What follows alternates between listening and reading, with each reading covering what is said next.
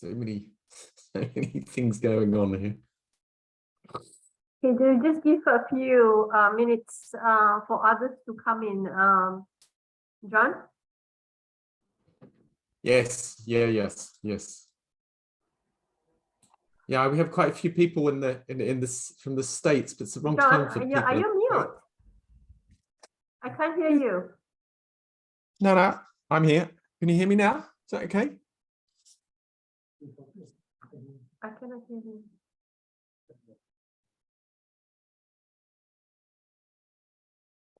Oh, let me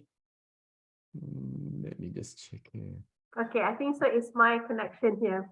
John, we can hear you. Yeah. Okay. Good. Okay. Oh, okay. Yeah. Cool. All right. Yeah. Let me just get everything else on here. Where are we? Let me just mute because I think so there's a few of them trying to come in, but no Zoom link. I'm going to share with them. So I'm just going to mute for a while.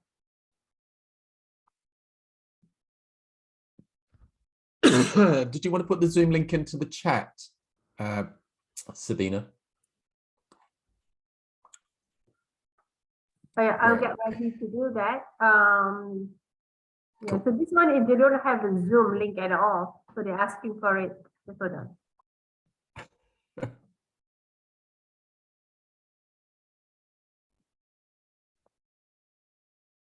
Where am I?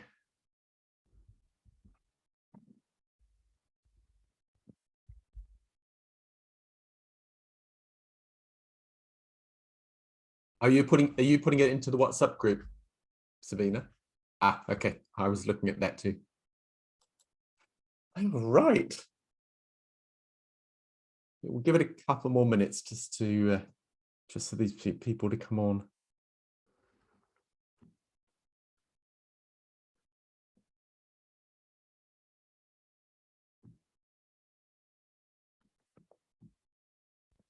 Yeah, it's a bit difficult for people in the States because it's still sort of early in the morning for them. So not good for them.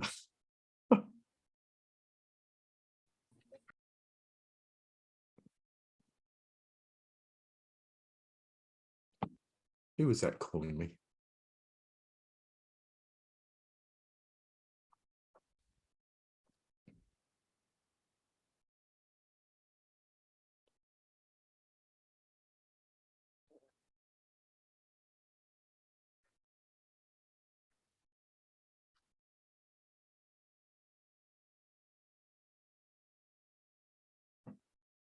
I don't know who that was. Somebody trying to call me. Could you make me a co-host as well, Revy? So yeah, I see a whole lot of people in the waiting room. If I'm a co-host, then I could. Yeah, cool. Thanks. Hi, John. I already made you co-host. Excellent. Thanks, Revy.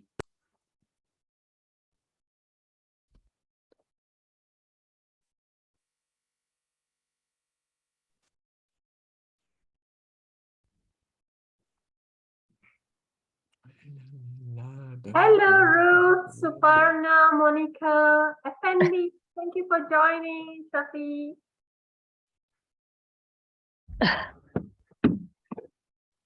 Hello, Miss Sabina. Hey, congratulations, Man of the Year. You. Effendi recently won an award for the best what, Effendi? Best hotel, is it? Best 30 bars in Malaysia. Sorry? Oh wow. Best 30 bars in Malaysia. Yes. Yeah. Selected by the People's Choice. Yeah. And Fendi, I think this is the first time Fendi became a general manager, right? And you won an award for your first year. And all because of your guidance and also your, that you helped me. For you. Thank you. Great, great achievement, Fendi. Sorry, what was it? The best in Malaysia? Best what? Best top 30 bars in Malaysia selected by the People's Choice. Bars. Restaurant and bar. Restaurant and bars. Yeah. Am I understanding dirty bars? Restaurant and bar. Best. Restaurants and bars. So I thought that something can't be right here. Thank God you didn't say topless bar. I was hoping I would get a few more of my my EMF podcast my EMF group, Sabina, because we're doing this module this week. Oh, but then most of them, John, But- they are in US.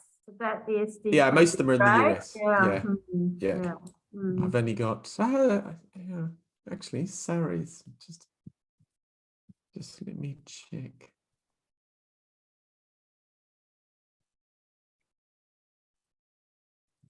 I just got to get the Zoom link.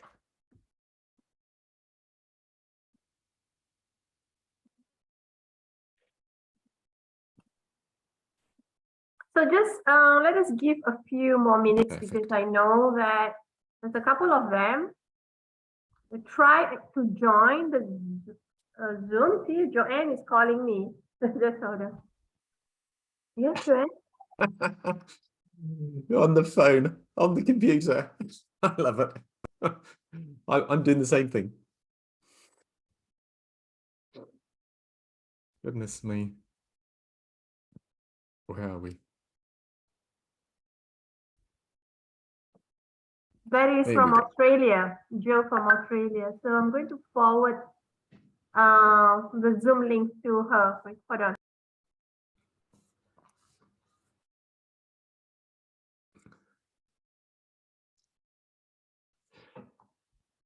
Got a few apologies there. There we are. What's that?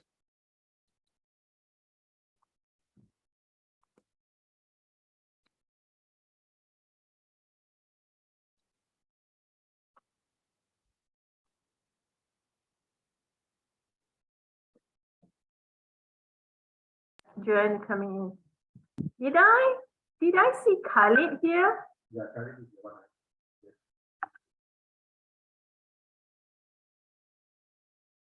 Khalid, is that you? On the iPhone? Hello, good afternoon, Sabina and everyone. Hey, Yes, this is hi, Khalid good here. How are afternoon. you? Good, nice to see, nice having you here. Are you with your brother or you're alone? I am with my brother Walid. Nadim. Okay, Nadim, hi Nadim. Well, Nadim is not around. I think so. He might be attending from his phone because he had something appeared in midway. Mm. But I have Walid with me hearing on this. Oh, okay, amazing. Good. Hello, Sabina. Good morning. Hi, nice to hear your voice. Nice to hear you. Oh God, it has been Nice to be know with that- you guys. Yeah. Khalid, you can see another name, familiar name here with us, Cheyenne. You see that? It's Joni here also. Hi, Joe. How Thank are Hi, you you? for Joan. joining us. Hi, John. Hi, guys. I'm Hi. in the car, so hopefully this works. No Don't problem. worry, we understand.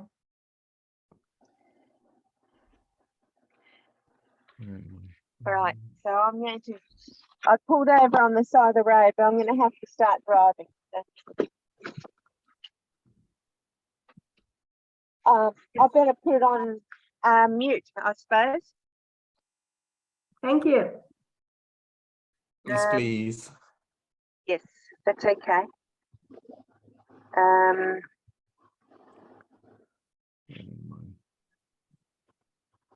Okay, shall we get started? Yeah, let's Okay. get Yeah, so started. we are already live on Facebook as well as we are doing this recording on Zoom. Yeah. So hello everyone, I'm passing this to John. John usually moderates this podcast for us. Oh, you're handing it over to me. I thought you were going to start off, Monica. It's a little bit of a slow start this morning. There'll still be a few more people. There's still a few more people coming in, I think. But anyway, yes, so wealth and abundance. It's one of the EMF modules that we do, but it's a topic that's come up quite a bit, and it's that sort of cash, money, and if you're into crypto, it's sort of the whole balance of money is changing. It's changing the concept. So we're not really going to talk about money today. This is not an investment program. This is about your attitude towards money. I have to about emphasize how that. you see- Yeah, John, it's true. It's not, if you all think that this is about, we're giving you a specific skills, you know, in terms of how to get, you know, money, specific skills to get the money. It's not about that. So this is about your attitude towards money, right? Yeah. So this is what the podcast is about, your attitude about money. And once you have the right attitude, money will flow to you. So I just want to emphasize that. Yeah, go ahead, John. Yeah. I was doing a course earlier on this week, and it really struck at home. We sort of treat money as a commodity, where we should be treating it as a trade of love, or a trade of energy. And when you look at cash that way, it loses its physicality. It becomes, I don't want to say spiritual. We don't want to go down that particularly too far down that path, but it's the attitude you have towards it. One of the guys that I follow, really useful one to listen to, is Jordan Peterson, and he was saying the other day that, you know, what is success?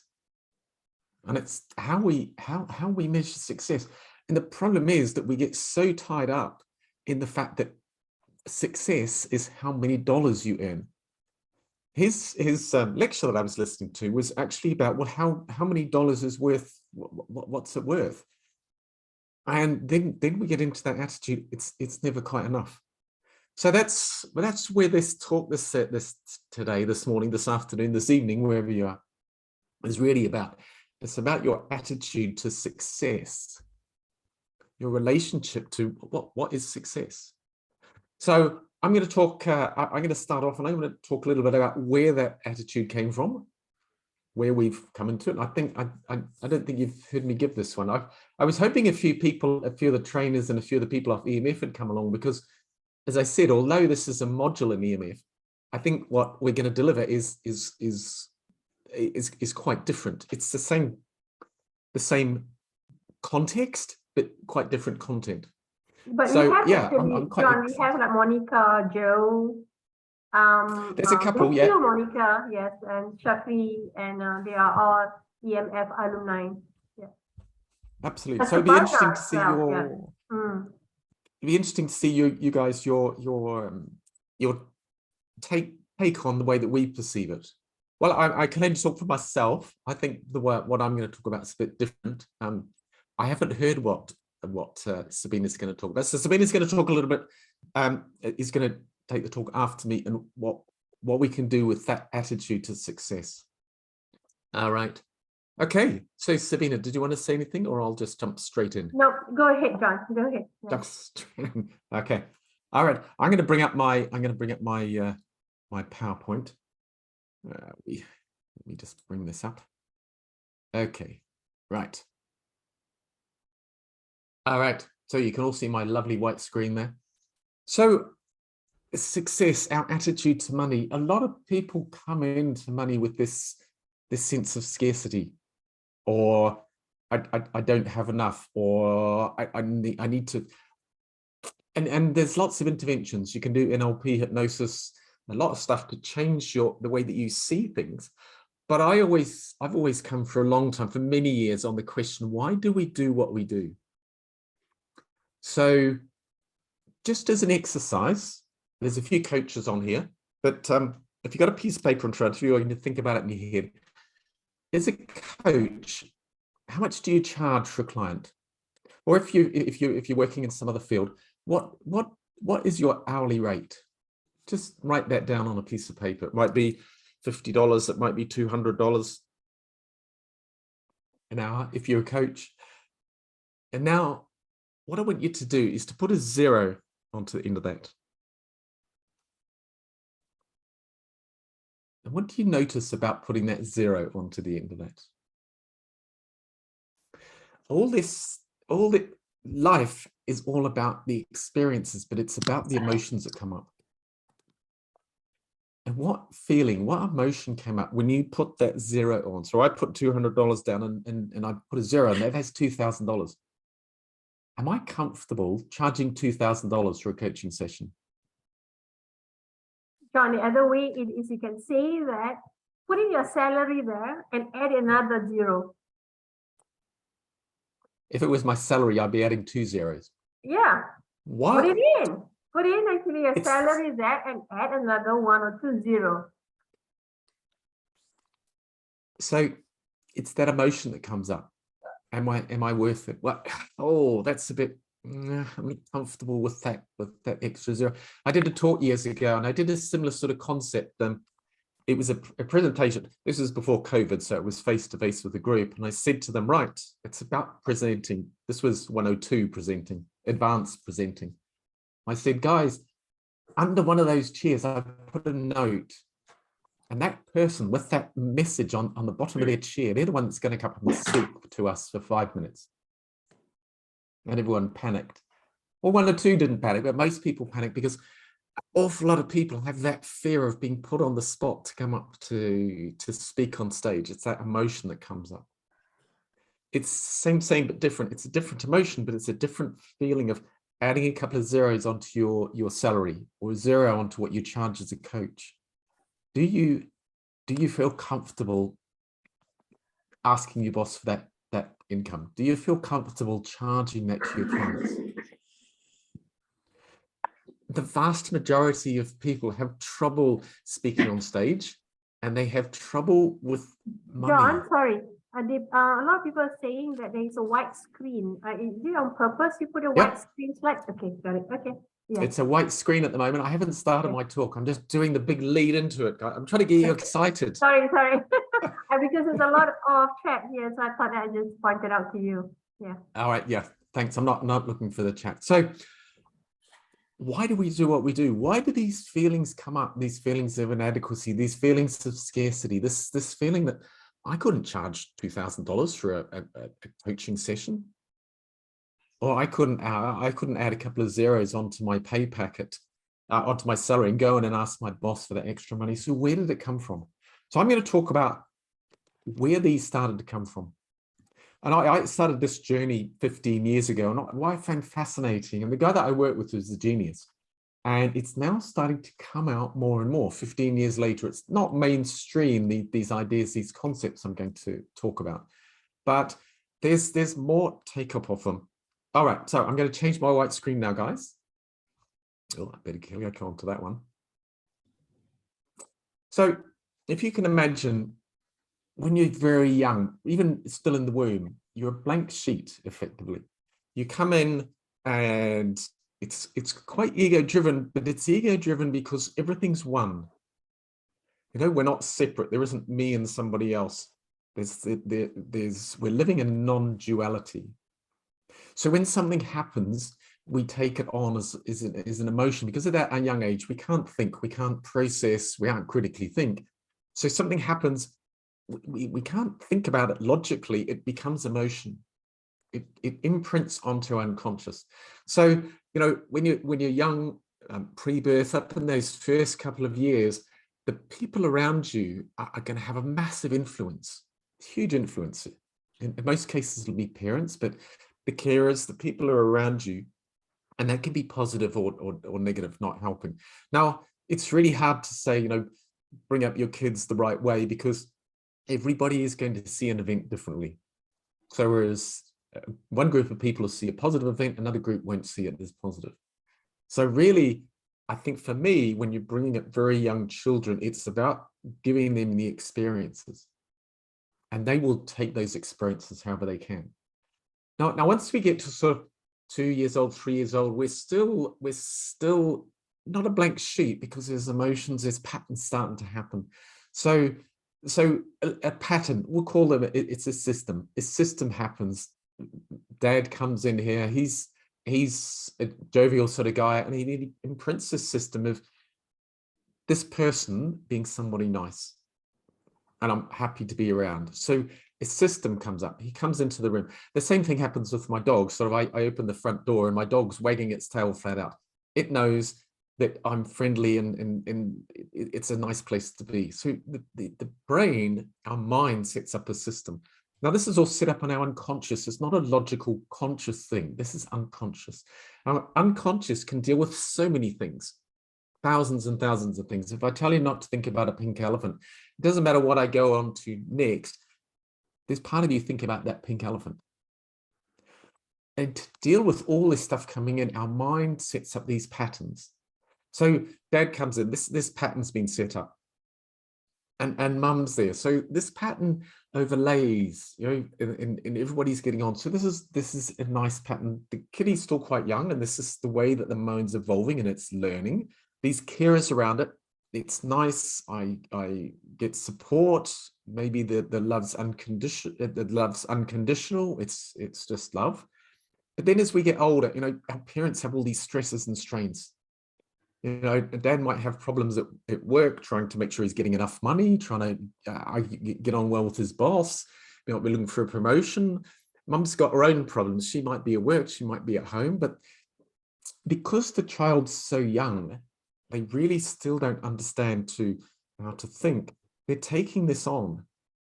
They're looking to these people around them for behaviors, what things to happen, and these are all the systems. These are the way that the mind is setting up.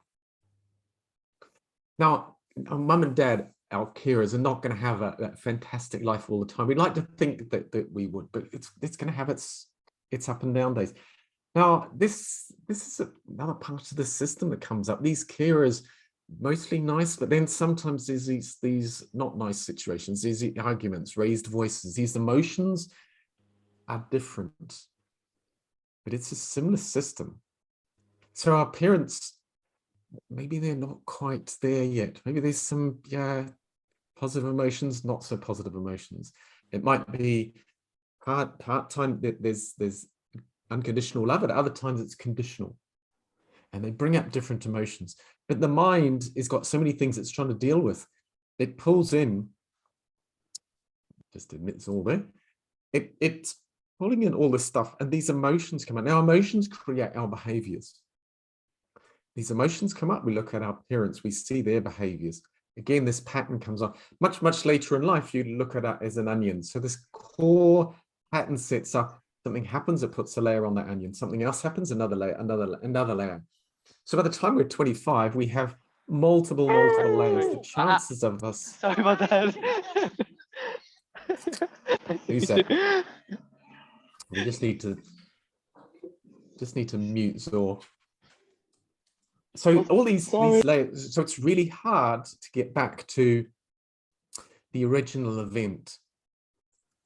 But right back at this young age, you know, the little boy, the mum and dad don't get on, they have an argument. So there's this pattern, this unsupportive pattern. Now there's all sorts of challenges our parents might have. And I know that money for our parents, cash is as a rule going to come up. I know when I was young, I was probably about 10 or 11, so a little bit older, and Britain went into the EC. Now it affected the Commonwealth countries tremendously. At that stage, New Zealand exported 98% of its lamb to England, and within a few months, within 6 months, it got cut off. Basically, they had to, Britain had to buy French lamb, not New Zealand lamb. And it affected everybody, and it affected my country, affected Australia horrendously. I know my wife's parents, fathers from the Caribbean, and it affected the Caribbean hugely because they exported bananas. That's all they had, and they could only take them from the French islands. So the Caribbean islands had no export. It disappeared. I was 10 years old and I knew that something had happened about money, because suddenly money was really tight. In actual fact, and talking to my father subsequently, years and years later, the bank that he would invest in, realized this is in the 70s. Yeah, in the 70s. The bank that they were banking with went bankrupt. That's horrendous for young parents with a couple of children. I didn't know what that was, what money was at that stage. I knew that we couldn't afford things. They were looking at moving to another house. Suddenly we couldn't move to that new house. I didn't know they couldn't buy it because they didn't have the money anymore. But suddenly there's this pattern set up around money. We don't have enough. Now, each individual one of us will have taken that sense, that emotion on, but it can all become under this label of scarcity. I can't have things because for whatever reason they weren't there, and it's an emotion that comes up. And as a young child, we'll only have a few significant emotional events, and money invariably is one of them. We don't have enough. I know when I was in my 20s, and a lot of my peers that were married, they had children, and most people at that age, they really struggle when they first have children, because that's a stretch on the budget. And so there's things that they can't do. They might not have full Christmas stockings at Christmas when all the presents get given out. They might not be able to go on the holidays, well, it's not necessarily said by the parents. Children at that young age are going to be emotionally, energetically aware of what's going on. And the mind, to deal with all this, is setting up these systems, these patterns. And once these systems are set up, this is what creates our character. We hold these systems. Now, years later, events will happen. And what happens? An event happens, our mind unconscious races around inside to find out what's this like. And it locks onto this pattern. Okay, so that event when I'm 25 is similar to that event when I was young. Now, you're not going to remember that event when you were young, but the emotions come up, the behaviors follow the emotions. So, little Johnny's now 25. He's in the boardroom. His boss comes in and says, look, we're having a hard time. We're not going to be able to give you the bonus this year. What's the emotion that comes up? He said, at 25, millennial Johnny now is like that I was relying on that. Yeah, I was going to be able to buy my put the deposit down on the mortgage. Suddenly it's not there. The emotion comes up, the behavior comes up that little Johnny learnt when he was young, watching his parents. They get angry, they fight, they pull back. Whatever his behavior was, then he'll have similar behaviors as he gets old. But it's that event when he's talking to his boss, the scarcity, his boss says they can't get the bonus, and suddenly that emotion comes up. Now, invariably, people, they barely notice the emotions, the behaviors that come out. So how's he going to behave? Now, he might just get all stubborn about it. Well, okay, I'm only doing a 40-hour week. I'm not going to do the overtime. That's the behavior that comes out. But it's put pressure on them. It's put that emotion on them. So an awful lot about our setup for this relationship we have with success, with abundance, is that we didn't have enough. And good coaches will talk to you about values and beliefs, and they'll setting goals. But a good coach will actually look at it. Now, is this a goal that is going to drive you forward, or have you got this goal in place? So the goal might be, the goal is to get the promotion. What do I have to do to get the promotion? So it's all forward driven. But a good coach will also notice, is it actually that you don't want to be in the situation you were in when you were young and your parents were fighting about money? So is the driver advancement, getting better, or is the driver, I don't want to be like that? I don't want to live in scarcity. And so many of us live like that in scarcity. It's not the drive to do better, it's the drive not to be where I was. I hate having a car. We've been back in England for over a year and we still don't own a car, because when I have a car, I'm always worried about them breaking down, because when I was young, my car broke down all the time. This is a guy, I might have told you the story. I was doing my driving license with the policeman sitting next to me, and I pulled the gear stick out of the floor. For all you Americans, this is a gear stick that with your hand, you've got to change gear. In America, you have automatics. that was no, and we had to pull the head off, and you know, back in the day, you could actually pull the spark plugs out. You can't do that today. But when I get a car now, that's the feeling that comes up. It's not, oh, that's a nice car. It's, I don't want it to break down. So a good coach will notice, are you forward driven? Are you positively driven? Or are you actually driven away from value, something you don't want? That's scarcity. So many of us live in scarcity today, which is surprising because, and I'll leave that part now. So an awful lot of our drivers come from our personal unconsciousness. Carl Jung talked about the unconsciousness and how we evolve. So we have two levels of unconsciousness. One is our personal unconsciousness. And this is the unconsciousness that we've learned through our lives. So in this case, these patterns have been set up for little Johnny and to millennial Johnny because of the scarcity he experienced in his life. And these are patterns that are built up. And we'll run these through until you go on an EMF course, or you meet some guru, or you read a really good book. A really effective book that I read years ago was Rich Dad, Poor Dad, Robert Kiyosaki. And a really amazing book, a fantastic game that he set up.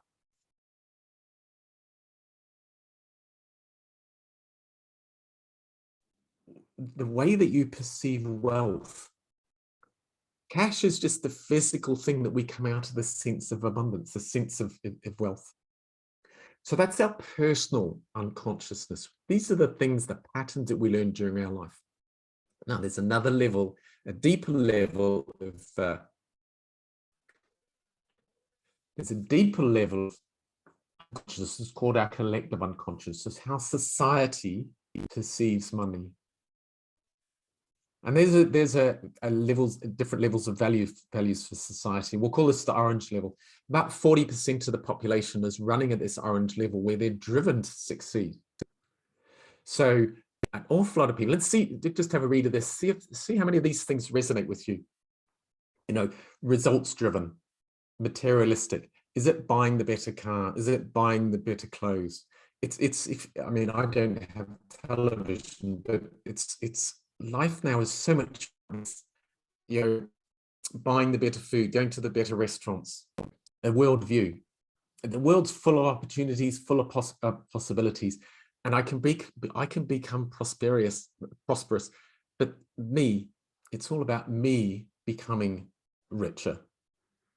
So there's an awful lot of the population, the collective unconsciousness, the way that society is driven is to buy more, is to have more things. You know, so many things you buy. I remember years ago, I used to go sailing down in the south of England, and you know, the wet weather jackets were really good, but they were like 300 quid, that's a lot of money today, but 20 years ago, that was a hell of a lot of money. And I actually lived down there for a while, and I stayed there, and some of the guys used to go around to the big bins outside the yacht clubs at the end of the season. People just throw away the work because it's the end of the season. Perfectly functioning, several hundred quids, you know, $500 weather gear. They just throw away because, well, that's last season's. We need to buy this season's. So society, the culture is trying to build in this sense of prosperity. It's just about buying stuff.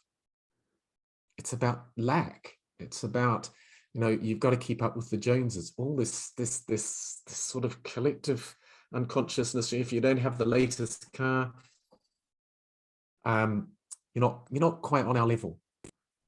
Society has, and now it's being pushed a bit like with electric cars. Yeah, you need an electric car. In the West, that's sort of what they're pushing onto society. So we have our personal unconsciousness, the things that we personally learn as we're going through life, but then we have that collective unconsciousness, society's attitude. And it's really interesting how both of these work. We go right back to Maslow's hierarchy. This is one of the first generations that have no need for the lower two levels of his hierarchy.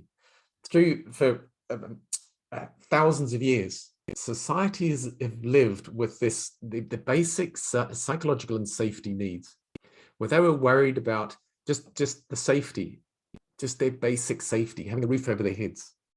And that went on for generations and generations. And the next one, that safety needs, making sure that they were safe. You know, on the savannah, their safety was being worried about being attacked by lions, or so we had to keep moving. We weren't planting crops. We were having to move with the weather.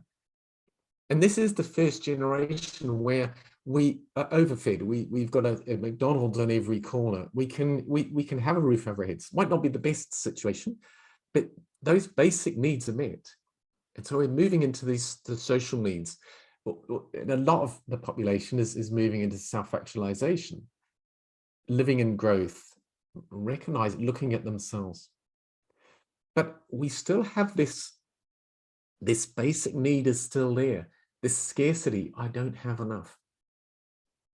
Especially, for instance, food. You know, on the savannah, you ate food when it was right because it wasn't going to be around until the next season. Today, I can eat apples 11 months of the year. So we have so much food available, but we still go out and we can buy different quality levels. So although we don't have the logical need at the lower two levels, we still have an ingrained unconscious sort of need to make sure that we have these things around us, the food. So it's that scarcity mentality coming up again. Even though it's physically not in our world anymore, we still have it unconsciously. So the question I have to ask is, how many of you are living with that scarcity mentality? You can't live in abundance if that scarcity is what's pushing you, what's driving you. So think about that. What pushes or pulls you more, that abundance or the scarcity? And with that, I'll leave you over to Sabina to take us on to the next part. Thanks, Oh, Sabina. Thanks, John. John, just to recap what, just to recap what you have said, right? So John, you're saying that that we have this limiting belief and patterns, and that limiting belief and patterns that we have, it is because of our past conditioning, right? So this past conditioning came actually from our, it could be actually from our parents, right? From age of 0 until 6 or 7, before our logic mindset is developed. And that's where I think so that we can differentiate. But there are also other things that influence, right? Influence our how our perception on money. That could be actually that what we have heard, what we have seen, what we have experienced, and our environment, right, that influence us.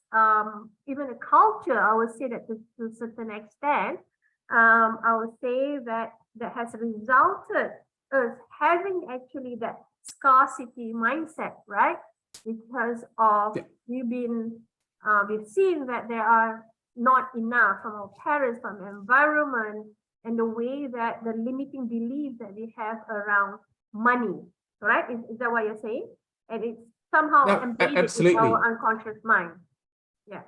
And it's unconscious, but the unconscious has set up these systems, these patterns, and the patterns run and we don't realize, we don't think about it. We almost don't recognize the emotions around these patterns. It's the behavior that comes out. Yeah. And it's the behavior that we observe in other people. So it's the systems that have grown out of our personal unconsciousness, our personal life, and the collective unconsciousness, the environment around us, the society's attitude to money. Yeah, but it's the systems that have been set up. They're running unconsciously. We don't think about this stuff. We just go out and we buy because it's there. Yeah. That is a good one, because we don't think consciously because it is embedded as our unconscious, but then how we reflect it through our behavior, right? Right? Yeah. So that's Absolutely. a good thing actually, guys, and for all of you to take away on this, that we realize that in terms of the money game, understanding the money game, that we probably have this the mentality or the mindset of scarcity, the scarcity mindset, or poverty mindset or lacking mindset, that we are carrying it actually with us unconsciously. We didn't realize it. Why? Because of our, I would say that past conditioning. Yeah. So there's a good, actually, that I would say a summary around what John had said. Yeah.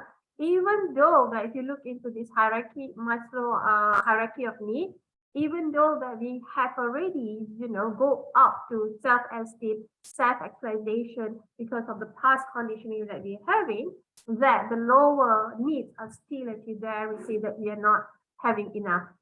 Yeah. So that is a good sharing, John. Thank you so much actually for that. So now the second part of it, that here actually what John had said, that I have actually so many flows, like I'm in flow right now, that I would like actually that to share with all of you. Now I understand that we start actually about 15-20 minutes earlier. I'm sorry, late. So I hope that all of you don't mind to stay actually that 15 to 20 minutes later. But if any of you have to jump, out because you have other commitments, go ahead. But what I'll do is I would like actually that to give as much, I would say that information as possible in terms of the next part of understanding actually that the framework of money game, which is how are you going to attract money? Now, you know that we could have this scarcity mindset, right? So how do actually we move actually from this scarcity mindset actually to the abundance mindset? Yeah. So it's about having actually this abundance and wealth and abundance mindset. So that is our focus here. So that is the attitude that you should be focusing at. Now, I would like to start with sharing a story because John is very good at sharing story, not so much of me. I'm not. But I will try actually to share a few stories here because this topic is, I say that I have also that my stories around money. I have this money story, so which I would like to share with you, with all of you, if you don't mind. Now, to start with that, I had actually at one time I had a boss who is very good with money game, okay? And he was the one who actually set the path for me to master the money game. And I was at the age of, I think I was just graduated from university, I just came out. And first year I was working, and he told me to invest. God, first year working, who wants to invest, right? But then he pushed me, he encouraged me, and I actually took my first investment loan of 50,000. At that time, I was in Malaysia, so 50,000 ringgit Malaysia. And bite the bullet, get it done. And a few years later, I think that is about 8 years after that, that 50,000 I invested become 200,000. And that 200,000 actually have, after 27 years, it compounded into 7 figures. So I think so that you know what I mean, 7 figures, okay? Yeah. But it took me 27 years to reach to 7 figures. Okay. Now, what's the reason why I'm telling you this story, which I'm going to actually revisit this story much later. So stay tuned on, and because I want to revisit this story again. There is actually a specific, I would say, that advice to this story. Now, there's one thing about this, my ex-boss, he gave me actually a very good advice that stuck with me until today. He said to me, Sabina, money is like beard. You shave, it grows. You shave, it grows back. You shave, it grows back. So it was so happened yesterday, I was talking to a friend of mine about the same analogy. And she made a remark to me to say that, well, beard doesn't grow back to some people. So I was taken back by what she said. But what I understand that, for you actually to have a good grow beard, what you need to have amino acid and protein in your diet, so you can nourish and grow your hair well. right? Now, it's the same. For me, there's the same analogy also with the money. If you want to attract money in your life, it is how you nourish and grow. But it is not from specific techniques or strategy or skills that you require. It is from your attitude. Now, John mentioned this now about think and grow. No, it was Poor Dad, Rich Dad and Poor Dad, right? John, yeah. So Rich Dad and Poor Dad that give you actually the techniques, and I'm sure that a lot of you have the techniques of growing money. But there are also among us here, even though we know the techniques of growing money, okay, to make money, somehow we don't make money. Yeah, Rich Dad, Poor Dad. Thanks, John. Yeah.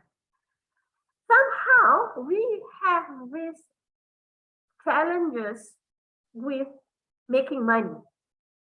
And the reason is to what John said, it is because our scarcity mindset. Now, if you look at it, that I ask you, who tracks money in the world?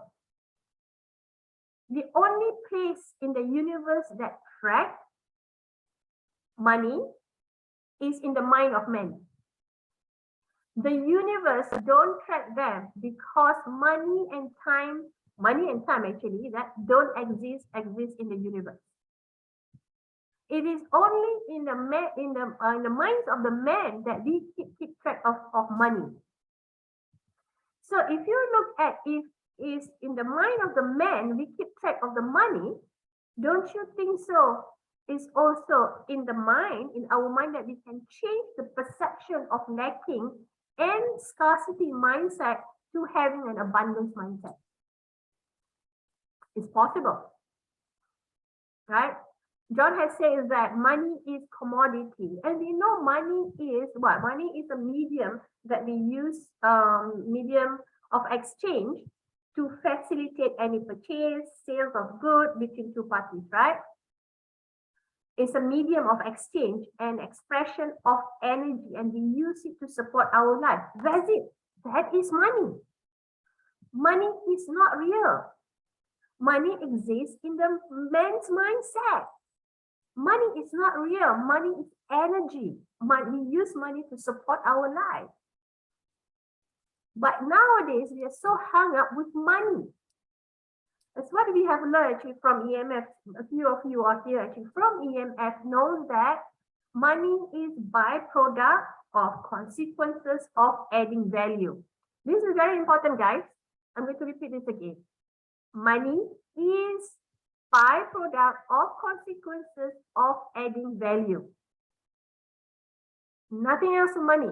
Money is that. It's the byproduct of consequences of adding value. Right? So if you want to have or you want to get more money, then what I should say to you is add value first. Give or offer something of value first. What I'm saying to you here is don't focus on money. Shift your focus on becoming a person of value first. That is the first thing that you need to do. So shift your mindset from money to becoming a person of value. Okay? That is what you need. So write it down. Shift your mindset from money to becoming a person of value.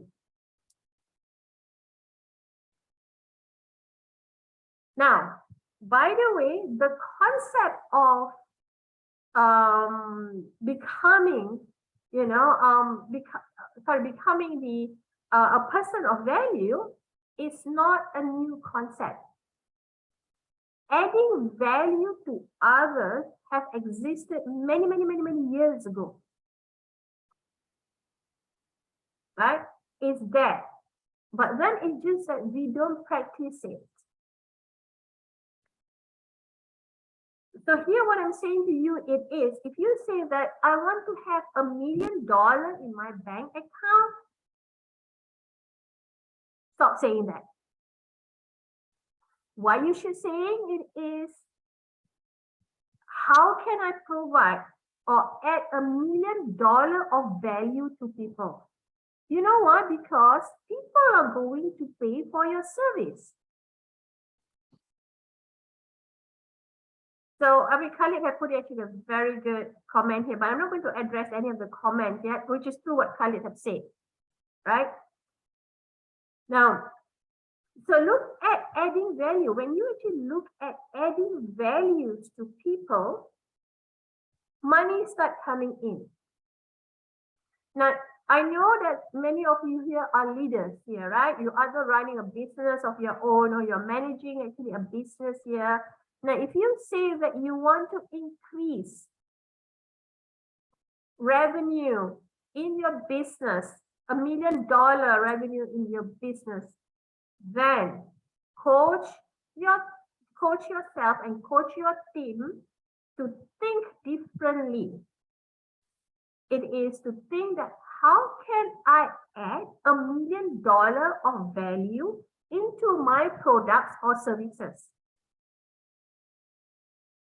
Think of that. How can I add value now to my services? Because by you adding values to your products or services, you get actually the revenue comes in. Think about how can you offer additional services or better customer experiences so your product or services value increase.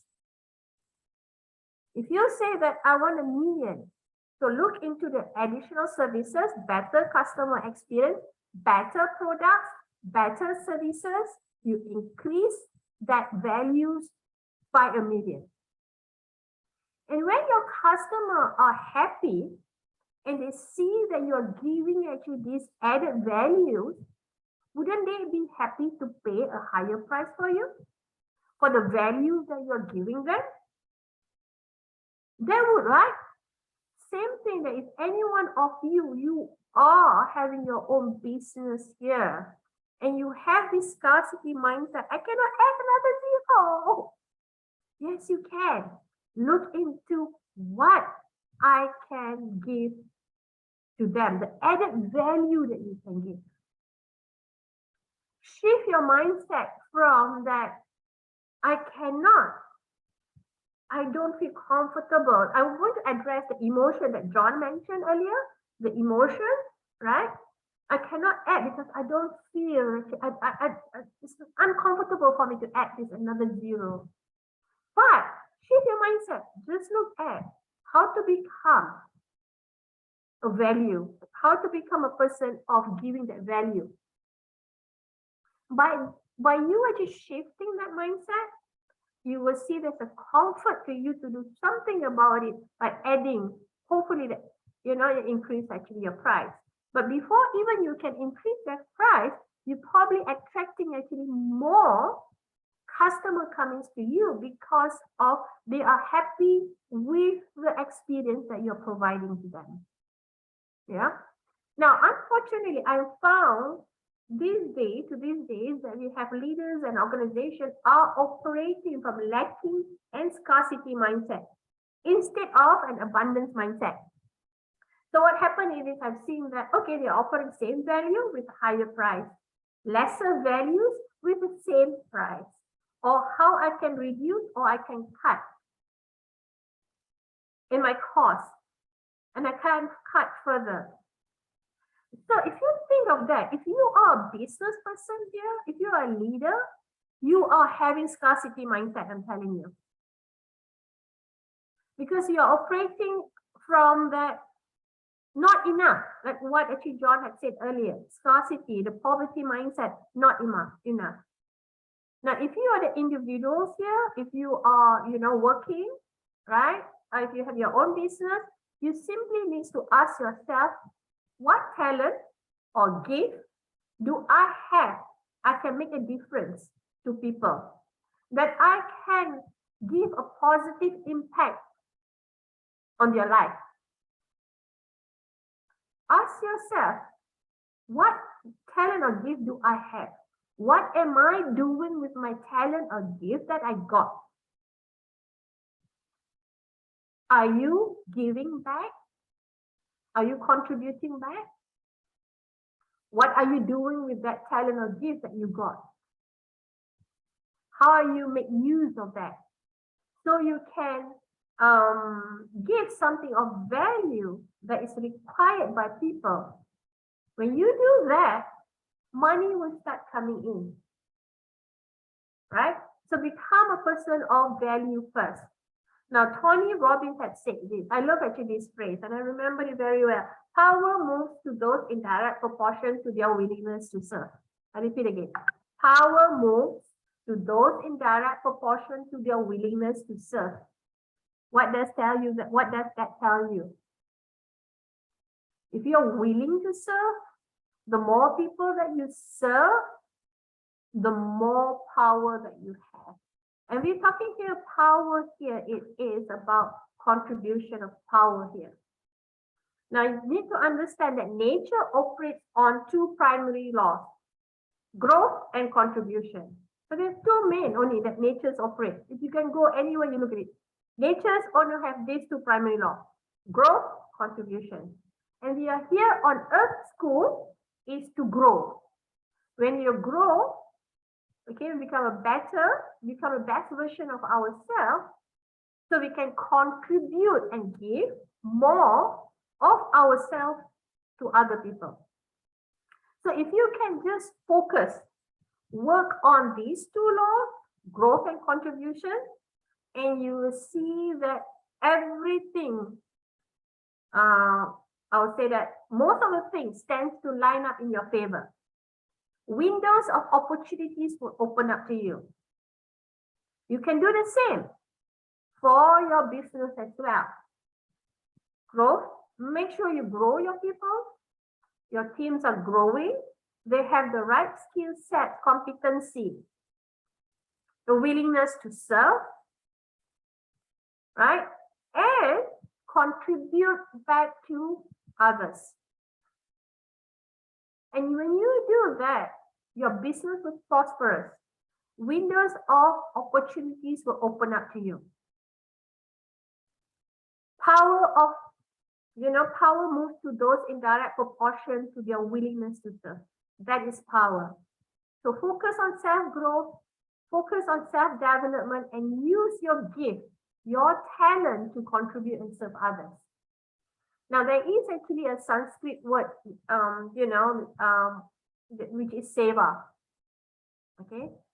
I mean that a lot of people, if you are in India or you know Sanskrit, you know seva. What seva means?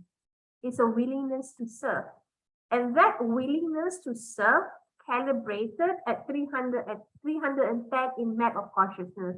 I think so. A few podcasts ago, or previous podcast, we mentioned about map of consciousness. So it's calibrated at 310. So it's very high. Now, what if you decided not to say that, oh, I do not want actually that to decided not to. Then what happened is you force yourself to break down that windows of opportunity, and you are actually swimming upstream to get the money. So it's basically by forcing yourself and doing actually the hard work for you actually that to get money. And there's one thing that I like actually from Peter Sage, our mentor, John and myself. He is our mentor. He said that you don't become wealthy by having money in the bank. You get money in the bank when you become wealthy. You don't become wealthy by having money in the bank. You get money in the bank when you become wealthy. So I would like to add here one more thing. You don't become a leader while wearing a jacket. You get to wear the jacket when you become a leader. So it's the same principle. You become a person of value first, then money will flow to you.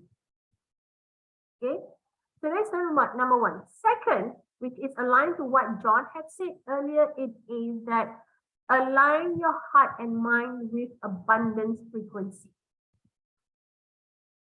What you need to learn here to know it is to align your heart and mind with abundance frequency.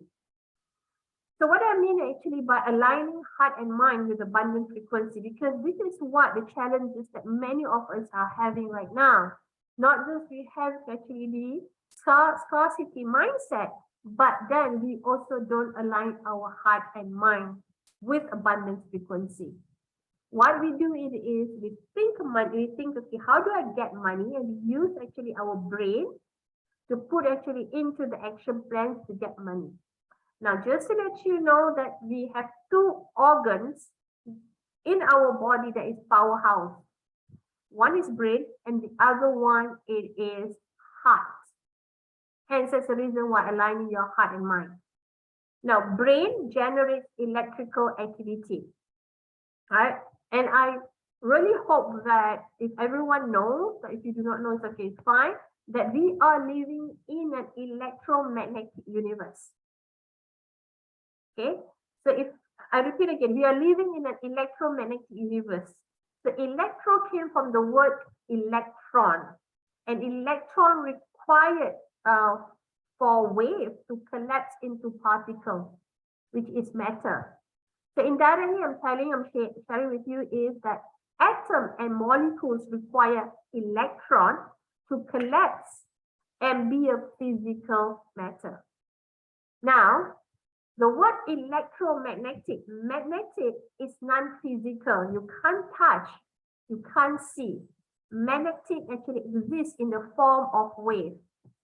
So if you look like this, if you look on the electromagnetic, electro is matter, magnetic is non-matter. And as a human being, we have both. We have that physical matter and non-physical matter. Now, our heart is the most powerful source of electromagnetic.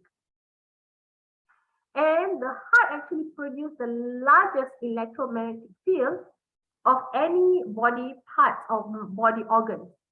And the heart's electric field produces 60 times greater in amplitude compared to electrical activity generated by the brain. So what I'm saying here is brain is electric, sending out the signal, heart is the magnetic. Now, if you want to have more money, you are going to use the brain. The brain will send out the signal, plan out on how to get the money. So it collapses to matter. So matter change matter. But if you want to attract wealth and abundance, you want to magnetize your money, use your heart. Well, because the heart electromagnetic field is 60 times greater than the brain. The feeling center attracts things to you because it's magnetic.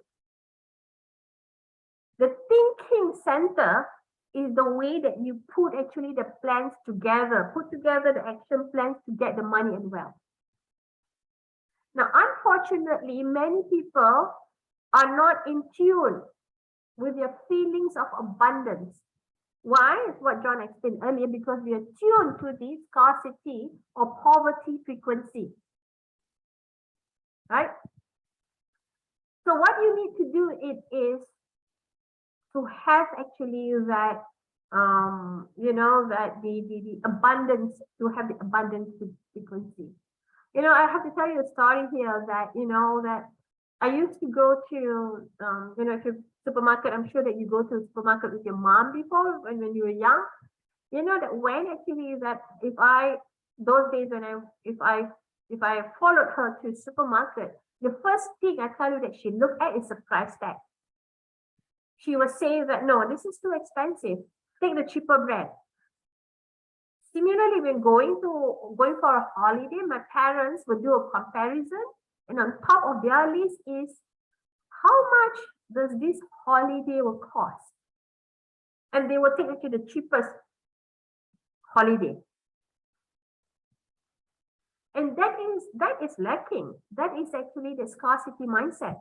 And that memory, the experience and the emotion actually imprinted in me. I still remember. Now, unconsciously, I do the same sometimes when I buy grocery. When I go actually that with Ravi and I told him that no, put it that down. That there is another one that's cheaper. Then I'm aware of it, and I say that God, I caught myself doing it. I also have sometimes I have that scarcity mindset. So the scarcity mindset that you have, it is not feeling enough when you are looking at someone having and you don't have. A good example here, when you look at someone with a big house, luxury car, went to fancy vacation places, and you say to yourself, I wish I had that. I want that too. You know what? When you say that, you have that thought. That thought is a lacking thought. That thought is a scarcity mindset. And many of us are walking around with that lacking vibration. And we are tuned to this scarcity vibration of what that we do not have. Right? So that is one thing we are lacking. The other thing that the one that we are looking at here, it is we are looking also from a separation. It's two different. When I say that from a separation here, it is that you look at money here. For example, I'll give you an example here now. I'm looking at John here. For me, actually, that to go to get to John, I need to buy an air ticket. I need to fly to UK, and I need to then only I meet John. What is required is space and time. It takes time for me actually that to get to UK, right? It takes time and space from point A to point B and physical energy for me to be in UK so I can meet up with John. Similarly, actually, that with the money as well. So many people are saying that if I want actually to have accumulated of wealth, I want to be a millionaire, okay? But how long does it take actually for me to get there? Okay. What happens is that you use actually your mindset, your brain, and you start planning. You start with financial planning, saving, investment, and that takes 20, 30 years. That's what happened to me, right? The earlier stories I give it to you, that it takes 27 years actually for me actually to accumulate. Right? So it takes 30 years of hard work, okay? But there's no guarantee that you can enjoy it, right? So in this physical materiality, in this world, what happens is what you do.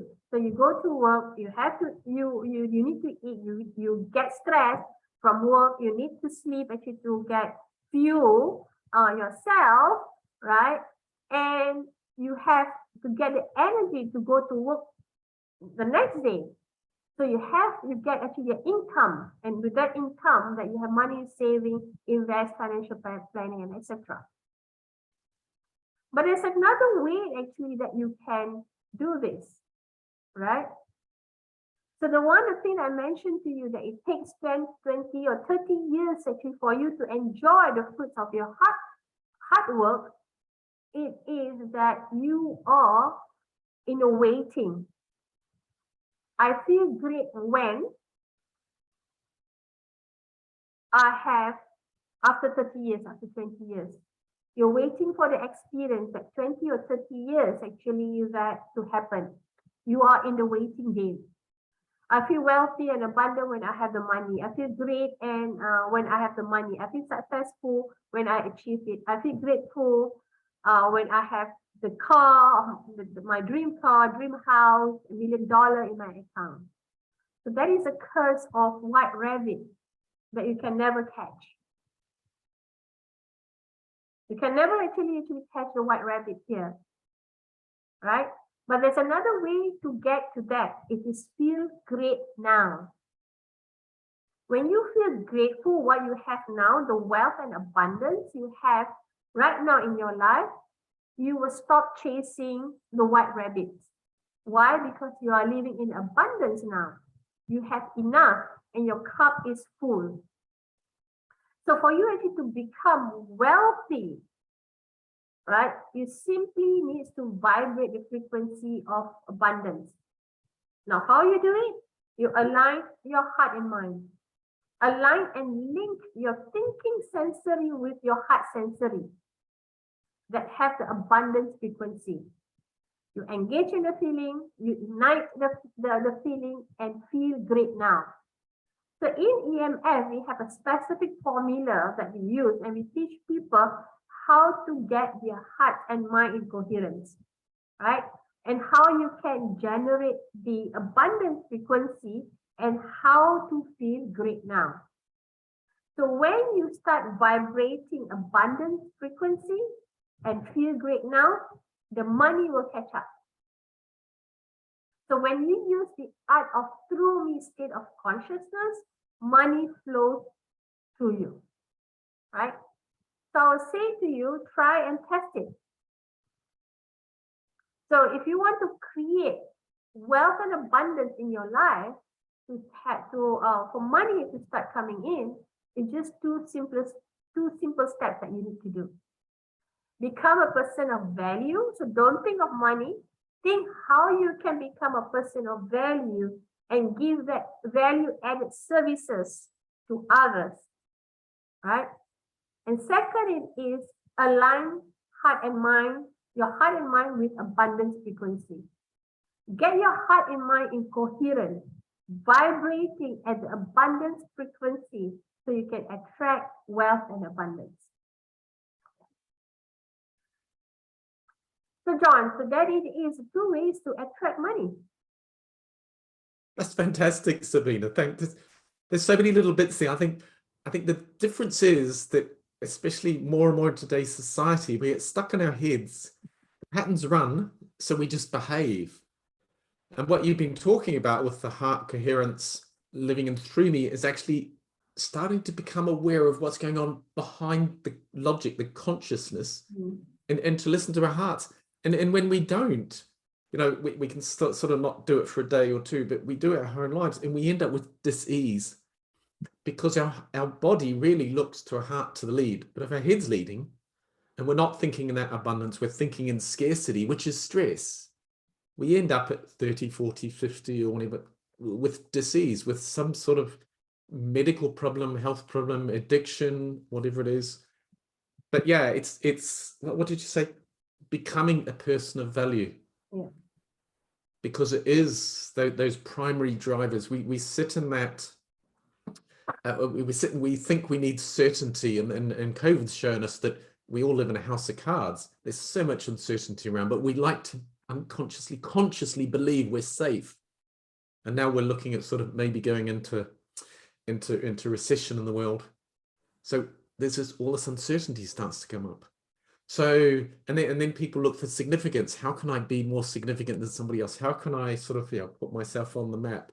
How can I search for that unconditional love that I had when I was a really young child? And so much of us spend our lives in that. But really, I think, well, that's probably a question, is becoming more heart coherent,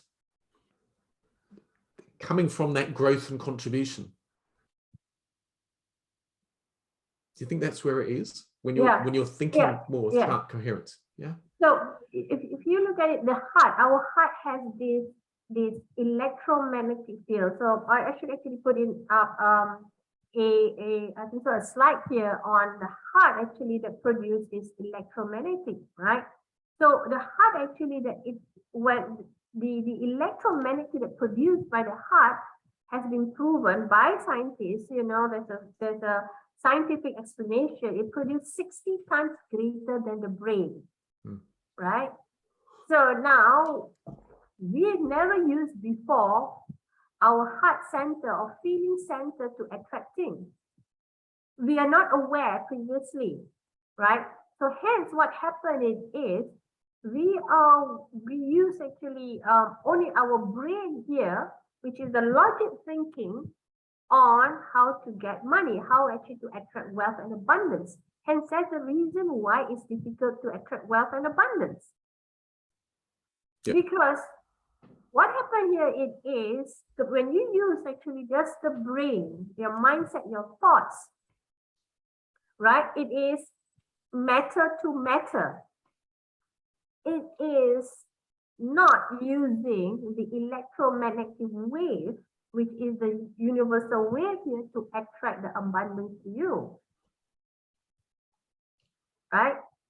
And also we are operating actually from the binary state of consciousness, because you are you try to control things. What happened is, okay, let me start planning here, you know, that what is my financial investment is going to be, how much I'm going to invest, you try to control. And what happened that what actually that Khalid had said earlier, that and suddenly your investment actually came down, and whatever you put in, you lost your money.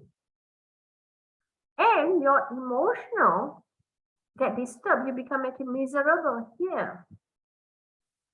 And your financial, your emotional bank account follows your financial bank account. When your financial bank account drop, your emotional drop, and you become miserable. When you become miserable, what do you send out? It's your heart.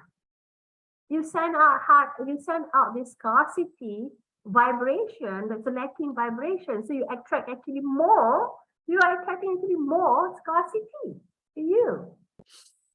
Yeah. That's right. You were saying before, the outer world reflects the inner world. Yeah. So if I'm always, my heart, without me thinking about it, is focusing on what I don't want, that scarcity mindset, that's the energy that I'm putting out. And it's quite incredible. There's more brain neurons in our heart than there is in our head. And we put out, and you, as you said, they've actually measured this energy that we're putting out. Yeah. So we're going to attract that to us. So if I'm worried about not having enough, that's what I'm going to attract to me, not enough. But we just don't think about this. We run these old patterns. They're automatic. It's the way we behave. So we grow up on that scarcity mindset, whatever it is. That's what the energy we're putting out, and that's what we attract in. So yes, it can physically manifest in life is sort of, I invest in this and it's hard work to get to there, or I invest in this and it doesn't work, and I have to be like that person. It's just all that big accumulation, isn't it? Yeah. It takes a little bit to get out of this scarcity mindset, this mindset of not enough, because it's cultural as well as is my personal experience. It's how the culture is, and part of it's because, you know, obviously, you know, if I always found it frustrating if you buy something like a lawnmower. You know, how often, well, most of us probably don't have lawns anymore, but when I was young, that's how I made money. A lawnmower was built to last. You know, you bought a lawnmower. I remember the first one we had was a hand push one, and it was sort of my grandfather's. It gets handed down. Today, a lawnmower has a 30-hour life, because you're probably only going to use it for half an hour once a month, a couple of years. So the manufacturers, the marketing people want to keep selling you things. So there's always an upgrade. So, I mean, how often did the iPhone come out? The iPhone 1 and 2 and 3, and now Microsoft, every year there's an upgrade. Well, I don't need the upgrade. My Nokia phone, my 3665, still functions very well. Doesn't play any games, but it sends text messages and I can make phone calls on it. So why have the bigger, way more expensive iPhone? It's just that culturally they're trying to, this is a better phone. You need this phone because it's gold plated. Because if I can go on the tube in London and have my gold iPhone, everyone's looking at my gold iPhone. That's significance. It's giving me a boost today, but it's not actually making me it's definitely not making me a person of value, but it's not a heart-led thing. It's something that is making me in the moment feel better. It's a challenge with setting goals. How many goals are actually completely within your control? They rely to a certain extent on your boss allowing you to agreeing that you get the promotion. So many of our goals are outside our control. There's so much tied up in this, and I think it's partially to protect ourselves from the stress and strains of the world, that we think with our logic brain, what do I have to do? And we've stopped listening to our hearts. It's quite a difficult thing to do. Listen to our hearts. So, I guess so that we need to get familiar to do the practice of heart coherence to get, the abundance frequency, and it's not easy actually that to get into abundance frequency. And the reason why I say it's not easy, because it's not just that, hey, okay, I'm attracting it to abundant frequency. No, because everything that you do in your life, you have to be conscious now, right? You have to be conscious of what you say, what you do, your thinking, your feeling, your behave, how you behave, right? Your behavior, your actions has to be aligned actually with abundance, right? So then only that you will attract actually that wealth and abundance.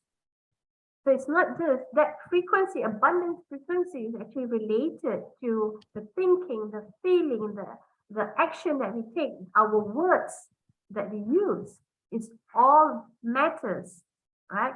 And the other thing is also, John, that if you see that example here and say that, oh, okay, that I would like you to have this specific house or car, $1 million house or whatever it is, right?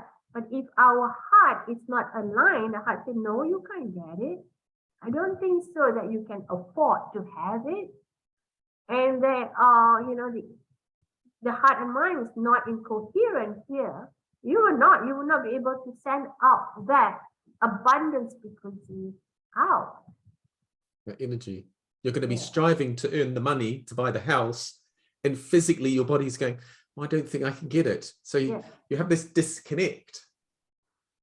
And that's where that dis-ease comes in, because your body, your heart wants to go this way and your head wants to go that way.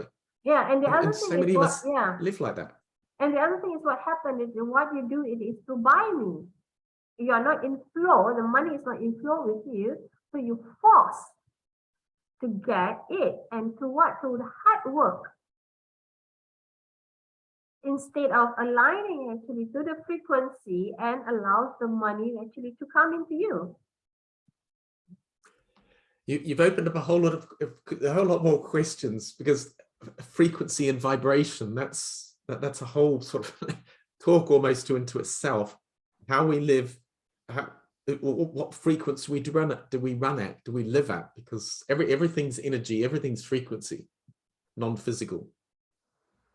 So what frequency am I putting out? And that, as you said, it's not just this abundance mindset. I was going to say I'm quite lucky because my wife pulls me up, and I'm running a EMF pod at the moment, and it's a question that came up. How do I physically, what actions do I actually put in to start changing my frequency?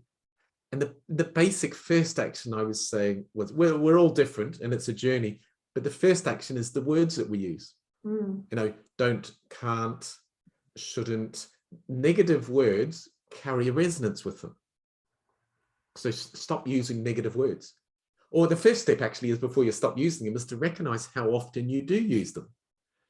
And it's when I first had that thought, I went into how often do I do that? And it was quite amazing.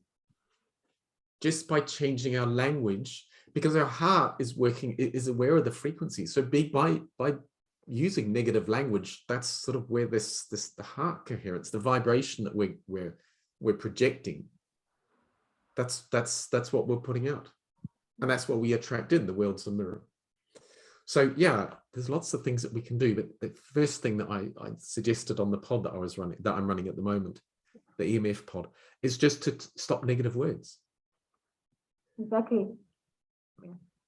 So do we have any questions with regards to related to abundance, wealth and abundance, or scarcity mindset, or the understanding of the framework of money?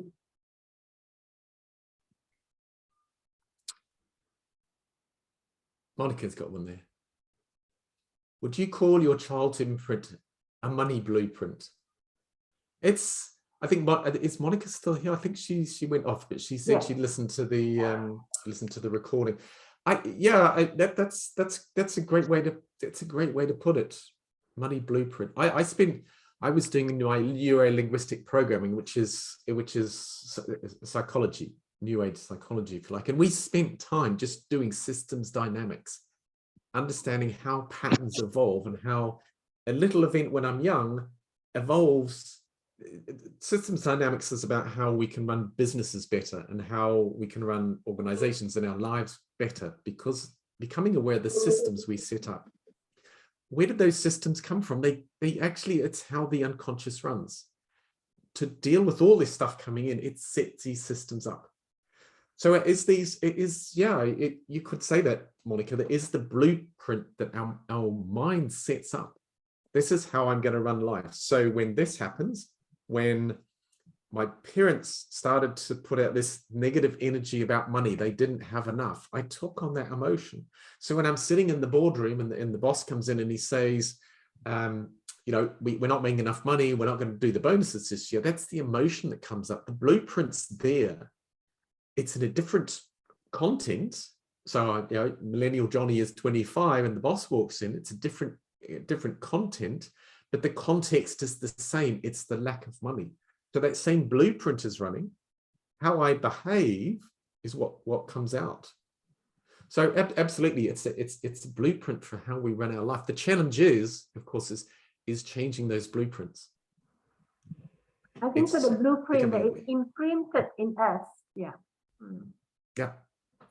But I suppose when you say blueprint, I always think of something written on paper.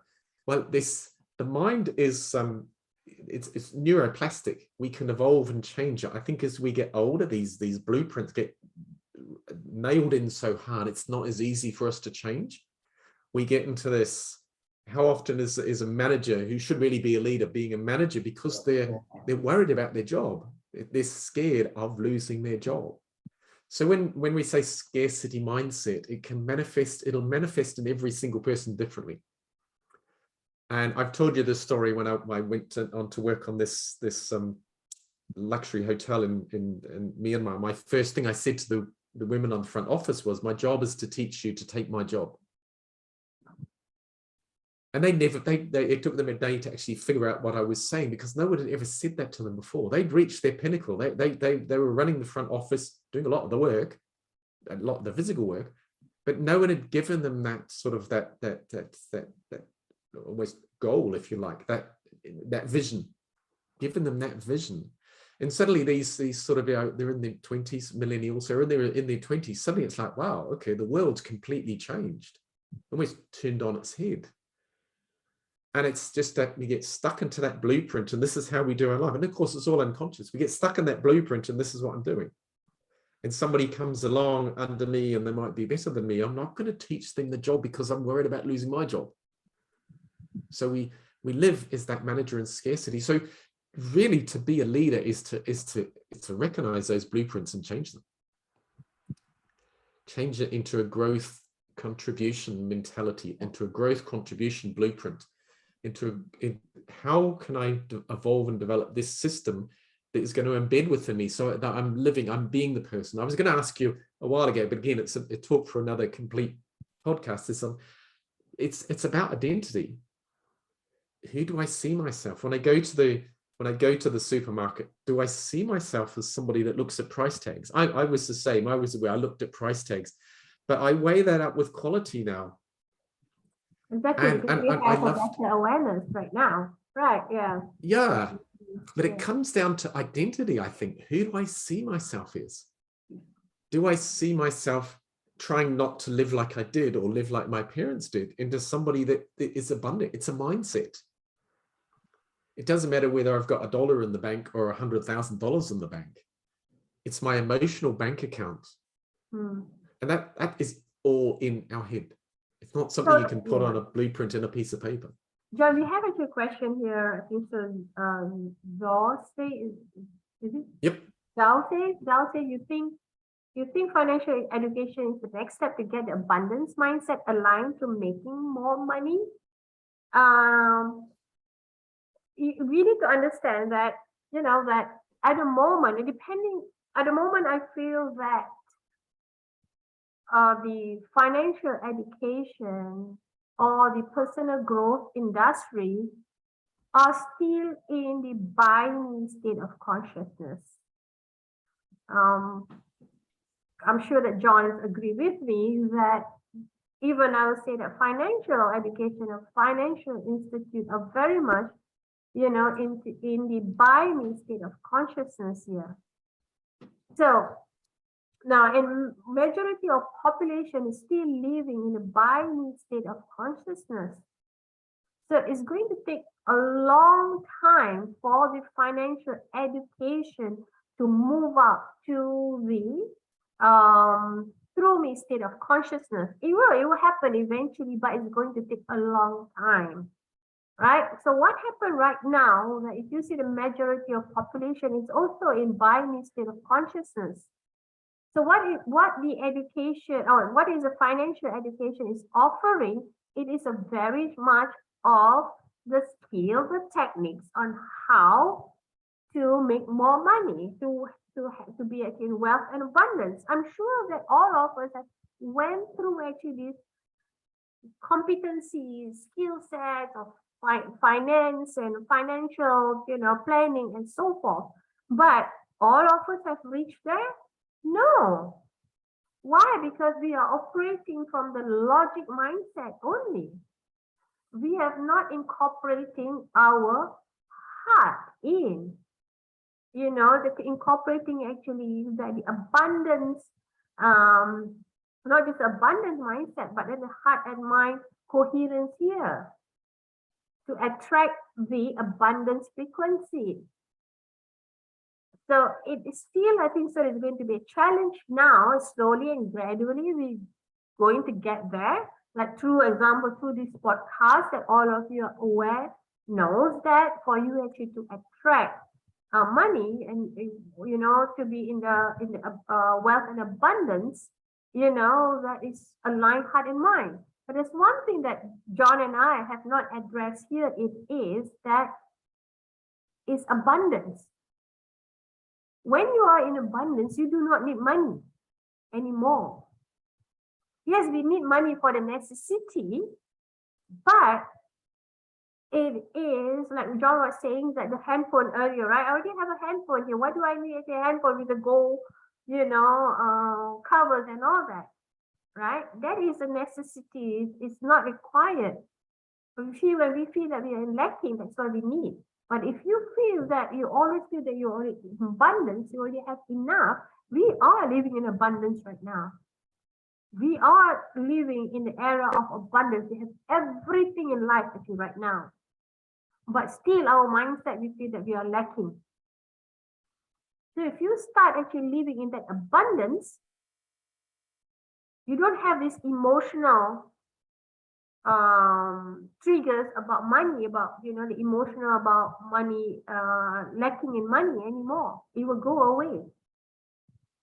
So the thing it is for the financial education to teach, to educate people about being in abundance.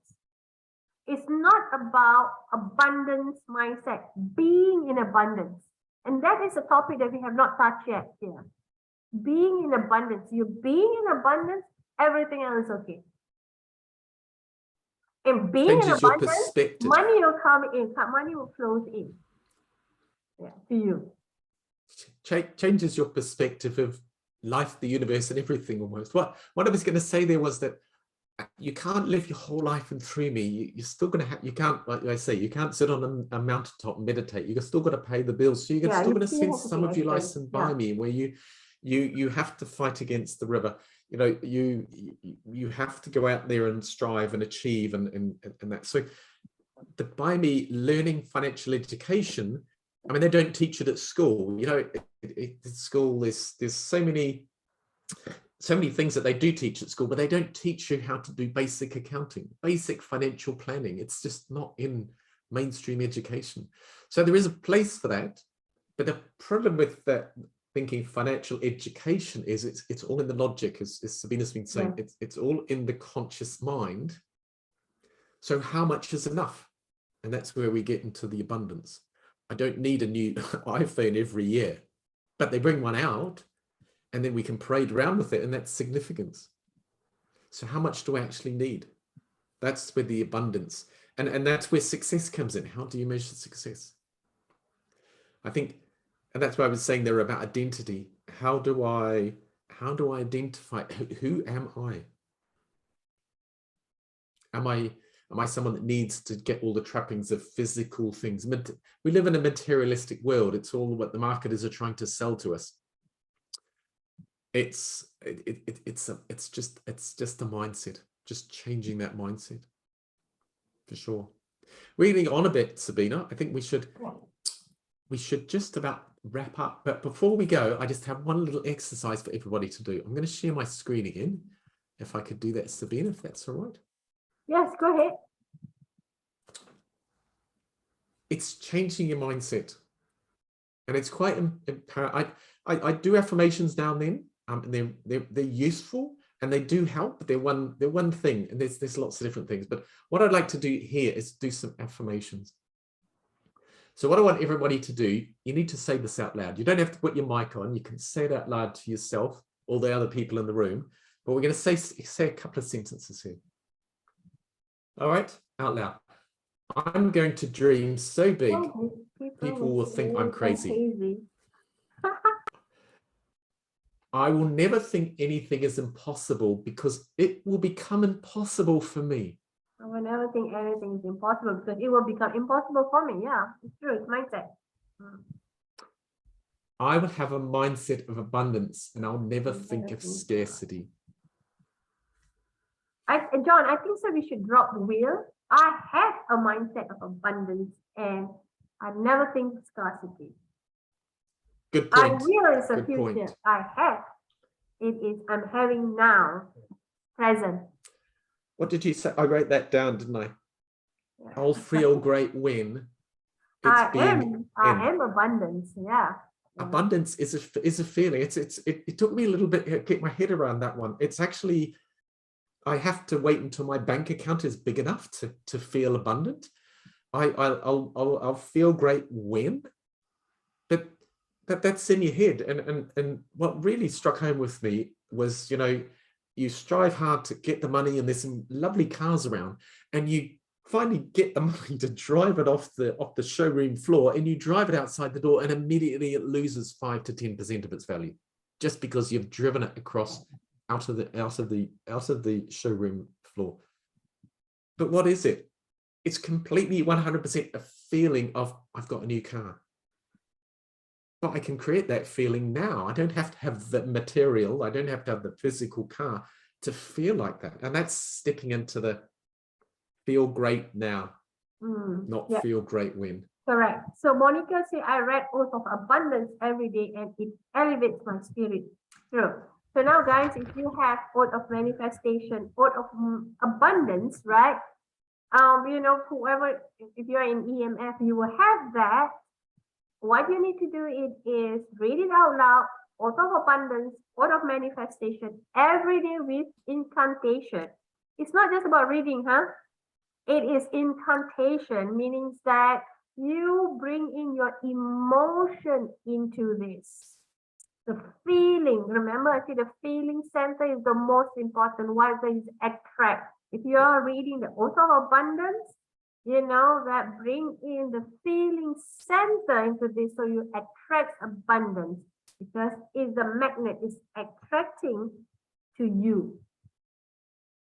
Yeah. You have to remember those patterns. Is very important. It's not just affirmation. Yeah.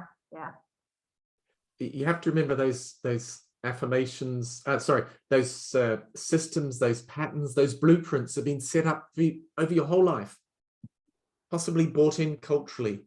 Isn't something that's going to happen tomorrow. So the affirmations, like their Oath of a Manifestation, there's a couple of others that I follow quite closely on YouTube.